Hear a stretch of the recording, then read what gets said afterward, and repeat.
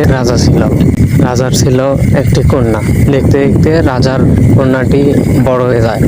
এখন রাজা বলে তাকে তো কোনো পাত্র দেখে বিয়ে দিতে হবে, নাহলে তো তার মেয়ের জীবন সুখী হবে না। তো সেই কারণে রাজা সকল রাজ্যে একটি নিয়ম দেয় যে উপযুক্ত পাত্র পাওয়া গেলেই আমার মেয়েকে বিবাহ দিয়ে দেবো তার সঙ্গে, এবং আমার রাজ্যের অর্ধেক তাকে লিখে দেব।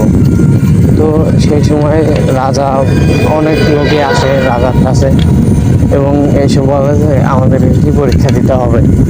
তো রাজার একটা পুকুর ছিল, সেই পুকুরে ছিল 3টা কুমির। সেই কুমিরগুলো ছিল অনেক হিংস্র, কোনো মানুষ পেলেই তারা একদম কামড়ে ছিঁড়ে তাদেরকে খেয়ে ফেলতো। তো রাজা বললো যে যদি ও থেকে এই পারে কেউ সাঁতরে আসতে পারে তাহলে আমি তার সঙ্গে আমার মেয়ের বিয়ে দেবো এবং আমার জমি অর্ধেক লেগে দেবো।